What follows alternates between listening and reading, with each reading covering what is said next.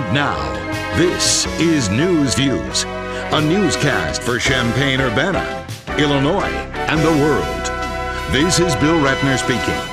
And now, Michael Badger. Hello and welcome to News View. I'd just like to welcome for the first time any new viewers in a new area for News View. That would be the East Peoria, Washington Creve Coeur area on East Side Community Television, Channel 22 in East Peoria, Illinois. Now, News View, I'm Michael Badger, and I've been doing News View since the year 2008, but in 2009 or 2010, we started going in the Springfield, Decatur, Champaign, Danville market on AT&T. We were already on Comcast Channel 6 here at Urbana Public Television, where I'm broadcasting from in Urbana, Illinois. And stay tuned for news right here on News View. And right now, the first story comes from the East Peoria Times-Courier at eastpeoriatimescourier.com. The McCluggage Bridge, right eastbound lane, is going to be closed for the next 2 weeks, according to them. They say that this is because of a bridge washing that is necessary, and will be in place until 3:30 p.m. each day, weekdays only. And we move on to a driver in a fatal wreck was charged with a DUI in East Peoria, according to WEEK and WHOI TV stations in Peoria, in the Peoria area. They say one person is dead after a one-car rollover crash that happened early Saturday morning. Authorities said the driver of the vehicle who survived was under the influence of alcohol and was arrested at the scene. The crash happened around 5:30 a.m. at the intersection of Farmdale Road and Bittersweet in East Peoria, Illinois. Witnesses said the car exited the road, rolling into a nearby creek. The victim was 23-year-old Mario Reyes Lopez from Elgin, Illinois, and he was ejected from the vehicle. Authorities are unsure if he was wearing a seatbelt. An autopsy is set to happen, or already has happened maybe by now, and the driver, 20-year-old Joseph W. Owens from Niles, Illinois, remained in Tazewell County Jail Saturday night. He is charged with reckless homicide, aggravated DUI, improper lane usage, and failure to wear a seat belt. He is due in court on Sunday at 9 a.m., and 3 other individuals were in the car and did not sustain any life-threatening injuries. And in Peoria recently, gasoline prices fell slightly, and the average gasoline price in Peoria fell 6.2 cents per gallon in the past week, averaging about $3.85 per gallon Sunday. That according to WEEK TV 25 and WHOI TV 19. They say compared with the national average that fell 4.3 cents per gallon in the last week to $3.81 a gallon, according to the gasoline price website PeoriaGasPrices.com. The national average has increased at 8.8 cents per gallon during the last month and stands at 29.0 cents per gallon, higher than this day 1 year ago. Including the change in gas prices in Peoria during the past week, prices yesterday or when they wrote this, were 33.7 cents per gallon higher than the same day 1 year ago, and are 3.8 cents per gallon higher than a month ago. That again, according to WEEK and WHOI. As well as this, police investigate a conflict between gang members that happened in Peoria. They're investigating a shooting incident that took place Saturday night at the intersection of West Cattell Street and South Warren Street. Police say that they were in the area of the above address when approximately 4 shots were heard. Authorities also saw a large number of people running from the scene in various directions. An officer saw a black male wearing a black hooded sweatshirt with a gun firing into the crowd of people. And the suspect saw the police vehicle and then attempted to flee the scene. The officer pursued the suspect but lost him. Police also found bags of marijuana on the scene. A witness told police that members of 2 gangs, Bomb Squad and Zone 4, were fighting in the area. There are no known injuries in the shooting. And the University of Illinois has enrolled fewer freshmen this year, but the Champaign-Urbana campus has seen a record enrollment overall, according to the Associated Press. They say freshman enrollment is down slightly at the U of I in Urbana-Champaign, Illinois, but the administration says incoming students have higher test scores and class ranks than last year.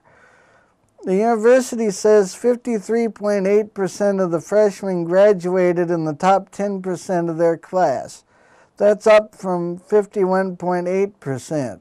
The freshman class boasts an average ACT score of 28.4 and an average SAT score of 1337. And in Champaign County, a sheriff's department squad car was flipped on its top early Sunday. The sheriff's office says the accident happened at 3 p.m. They're saying that's early Sunday, 3 p.m. I don't know. But this happened just west of Homer. The deputy was driving along County Road 1050 North. Investigators say no other vehicles were involved in the crash. The driver was able to call for help, and WCIA TV3 News in Champaign was told he's doing fine. The accident is under investigation, but there's no word yet how it happened. And that's from IllinoisHomepage.net or www.wcia.com. Well, I am Michael Badger. Thank you for watching Central Illinois, and stay tuned after this break for more News View.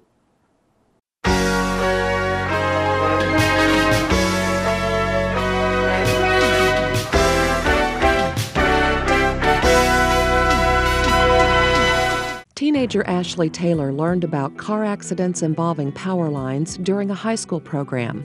She learned the steps to take to stay safe, but never dreamed her knowledge would be put to the test.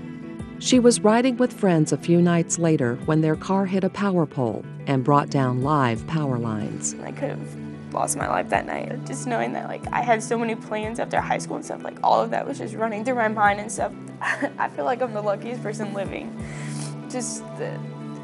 It happened so quick after we learned all about it, and that we actually got to use that information to save each other's lives, and really lucky. Would you know how to survive such an accident? Stay inside the vehicle except when there's fire, and know how to get out safely if you have to. See Ashley's story, learn more about powerline safety, and care enough to share it with those you love. Visit safeelectricity.org. My name is Amanda. I'm 21 years old. I have lots of friends that use tanning beds that lay out in the sun all the time, and I tell them about Jamie. Jamie was in her early 20s when she was diagnosed with melanoma, and she died right before she turned 30. People think tanning is safe. I don't think it's safe. You could die just like Jamie did. This message is brought to you by the American Academy of Dermatology. Visit arborday.org. See how together we can plant our future. Hey, I've got an idea. Increase your energy savings with more compact fluorescent light bulbs. They come in all shapes, sizes, and wattages. Think of it as mood lighting, because saving money will put you in a better mood. Get the facts on energy at our website, actonenergy.com. It's full of tools, efficiency tips, and incentives that can provide real help for your household or your business. It's one more way the Ameren Illinois utilities, Ameren SIPS, Ameren Silco, and Ameren IP are working for you. My husband says social drinking relaxes him, but he's not very relaxed when he comes home at night. He's always ready to pick a fight. I don't think he's an alcoholic, even though I think he drinks too much.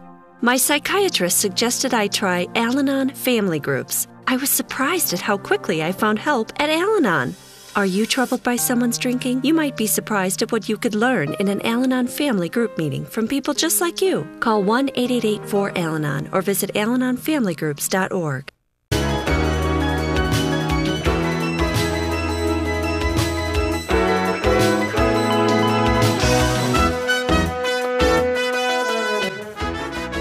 And welcome back to Newsview, South Central and part of the Northwest Central Illinois' newscast on public access television, channels 22 in East Peoria and 6 and 99 in South Central Illinois.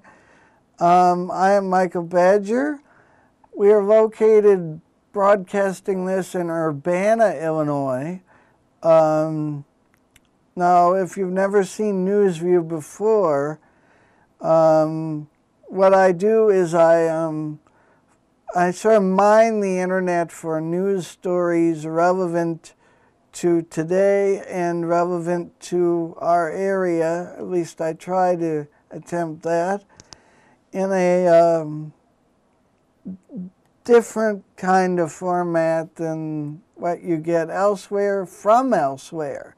So if you want the full story, go watch those other outlets too, but don't forget to tune in to Newsview. Now, if you want to email me, you can email me with any tips, questions, or whatnot at newsview@email.com. My address is newsview@email.com. And the next story in national news comes from CNN Politics at CNN.com.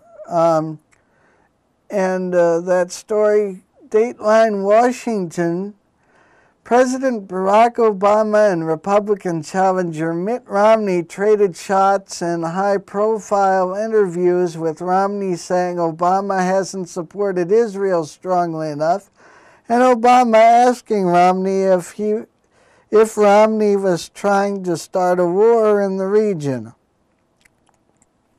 Romney said in a 60 Minutes interview on CBS that aired Sunday that Obama was making a mistake by not meeting with Israeli Prime Minister Benjamin Netanyahu during this week's meeting of the United Nations General Assembly.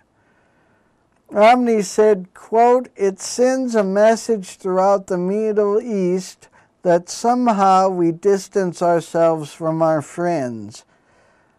That's a quote from Mitt Romney. And when asked about Romney's comments, Obama said said on the same program that he had, quote, "executed on my foreign policy," unquote. So if Governor Romney is suggesting that we start another war, he should say so, said Obama. And the interview was taped on the day after the deadly September 11th attacks on the U.S. consulate in Benghazi, Libya this year that killed Ambassador Christopher Stevens and 3 other Americans. Obama was asked if he felt pressure from Netanyahu to change his policy and draw a line in the sand when it comes to Iran's nuclear program.